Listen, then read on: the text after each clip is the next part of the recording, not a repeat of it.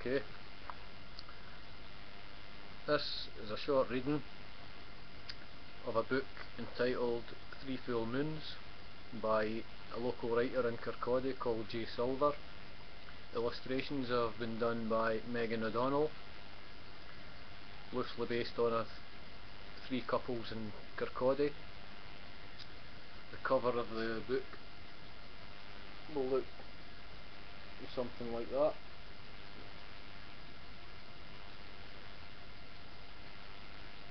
Anybody from Kirkcaldy will notice that that's Ravenscraig Beach, which centres around the story, sort of. Okay, here goes. Judy and Bob Matheson couldn't wait to move into their own home, a cottage by the sea. They'd been married for over a year, during which time they'd been living with Bob's mum. Bob was 28 and Judy was 2 years younger, and although both of them wanted children, there was none on the horizon yet. Judy had told Bob that morning that she was fed up with the dirty looks her mother-in-law would draw her at the breakfast table. She said that his mum would frequently make remarks about the noise of her bed banging against the wall. Bob found this difficult to believe of his mum. As to him, she had always been old-fashioned, straight-laced and a good Catholic. Sex was not a word he'd ever heard her use. Conjugal rights were how she would describe intercourse, and it was always his dad's conjugal rights, never hers. Bob knew that Judy would often offer to help with the household chores, but his mum insisted on doing everything herself and would constantly moan about all the work she had to do. This was just one of the many crosses Judy had to bear. Bob was a landscape gardener, although he preferred to call himself a slab layer. He earned good money, but Bob was seasonal and weather dependent. He was a hard working man, quite tall, with dark coloured hair, and was always kind of dirty looking during the week due to his job. Judy was a part-time hairdresser and often worked from home. She was a thin lass who was always in jeans and wore her hair tied up in a ponytail. She claimed the reason for this was that she couldn't get anybody as good as herself to cut her own hair. They were so happy when they received a call to pick up the keys for Ravensfield Cottage in Ravenscraig. The little cottage had 2 bedrooms upstairs, a large bathroom, a fair-sized lounge and a large kitchen. The cottage was a stone's throw away from the beach, with lovely views of the Forth, but it was in need of a few repairs. Tiles were missing from the roof due to storm damage and the central heating needed servicing. It was also badly in need of a lick of paint. In the lounge you could see the squares on the walls where pictures had been hung by previous occupants. Worst of all was the garden, which was overgrown with weeds. However, it did have potential, offering spectacular views over the river and of the beach below. Luckily, as summer was just around the corner, it wouldn't be a problem getting the work done. Bob knew a few tradesmen who would do it on the cheap, or in return he would do their gardens and Judy might throw in a free haircut here and there. They had been collecting little things for their new house over the last few months, but still needed to shop for carpets. Judy wanted to measure up for curtains so they could move in as quickly as possible. She really did need her own space. "I think Friday is a good day to move out with your mum's," she said to Bob. "It will give us the weekend to sort everything out." She had it all organised, thought Bob. He understood though. It had been cramped at his mum's and he wanted them to settle down as a couple at last. "You can ask a couple of friends round for a little housewarming on the Saturday night, then we can lend a hand while we have a few drinks." Bob agreed. He always agreed to good ideas. They spent all week packing things into boxes and suitcases and were ready to move in on the Friday as planned. Bob's mum had been quite tearful, and he had spent an awful lot of time trying to reassure her that they were only down the road and she could visit as and when she wanted to. The men came on Thursday to lay the carpets. The minute they were gone, Judy put the curtains up and the cottage started to look cosy, more like home. On Friday morning, Bob loaded up the van with their bedroom furniture, dropped off at the cottage. Later he had another van full which included an old sofa and all their wedding presents. "I didn't realise we had so many things," exclaimed Judy. "Yes, I know. I'll have to make yet another trip to get the television and videos," replied Bob. At that moment there was a knock on the door. It was the electrician to connect the cooker.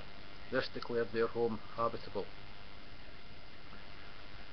Saturday soon arrived, as did Ken and Mary, Bob's friends. Ken was a roofer to trade, but liked nothing more than a good piss-up at the weekend. "I'll show Mary round the house, Bob, while you fill up with drinks," Judy said. And watch your feet, there's still some things lying around, we haven't had time to clear everything away yet. It's a lovely place, Bob, Ken commented while admiring the views out the back window of the lounge. And a door leading straight into the kitchen, how convenient. Yes, Bob, it was Judy who noticed it in the solicitor's window. It was a fixed price and we grabbed the chance. Oh, by the way, while we're on the subject, we were wondering if you had some free time this week to replace some of the missing tiles and just give it the once over while you're up there. I can do that Tuesday as long as it's no raining, Ken answered. There was another knock at the door and it was Nina and Frank. We bought some wine. She handed them 2 bottles. Come in, let's take your coats. Judy's still upstairs with Mary. Just go up, Nina, I'll fill out your usual. Nina was a pretty girl with a strong character. She was a bit taller than Judy, but that wasn't hard to beat. Her hair was shoulder length, but Frank's was a lot longer. He was like a well-dressed hippie.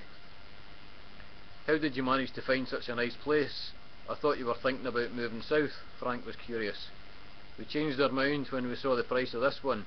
Judy and my mum weren't getting on very well. The housewarming went well. They spoke about all the stupid things they'd done when they were younger. Everybody was getting a bit tipsy and Ken and Frank were getting to know each other a bit better. Do you work? Ken asked him. Now and then I get odd jobs, but I'm still on the social security, Frank answered. Nina overheard what he said and piped in. If we could stay away from the pub long enough, he might find something permanent. Ken was wishing he hadn't opened his mouth. Do you know what's missing? Asked Judy. What? Bob wondered. Music. You'll have to set up the music system. Mary stood up at that point. I think we'd better go now, I'm working tomorrow. Ken followed her like a lost sheep, nearly falling over Judy, who had to sit on the floor most of the night. It was definitely under Mary's thumb. Leave the music tonight, doll, it's getting late, said Bob as he got up to see Ken and Mary to the door. Goodbye, see you Tuesday. It wasn't long before midnight crept up on them, and they were getting time for Nina and Frank to go home. We shall have to do this again sometime. It will be our turn next, said Nina. She was Judy's best friend. We'll hold you to that, Bob shouted as he was closing the door. They had the place to themselves now. Bob hadn't had time to build up their bed yet, so they grabbed a quilt, made themselves comfortable on the floor of the lounge. The combination of all their hard work over the past few days and the wine they'd drunk that evening anaesthetised them both, and they were very fast asleep within a few minutes. The next morning they had a bit of a hangover, but they'd enjoyed the company of their friends, so both felt it had been worth it.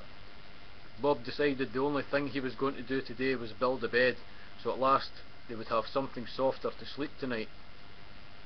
His back was killing him as a result of sleeping on the floor. I know what's on your mind for later, Judy said with a smile. What? Asked Bob. You know, sex. They both giggled, feeling a sense of freedom in their own home. Never mind later. What about now? Bob laughed as he grabbed her around the waist and laid her on the floor. For the first time in a long time, they kissed passionately. All the frustrations and arguments they had been having because of living with Bob's mum melted away as they climaxed together, yelling with pleasure. It was like a second honeymoon for them. I think that'll do for now. Watch this space. To be continued.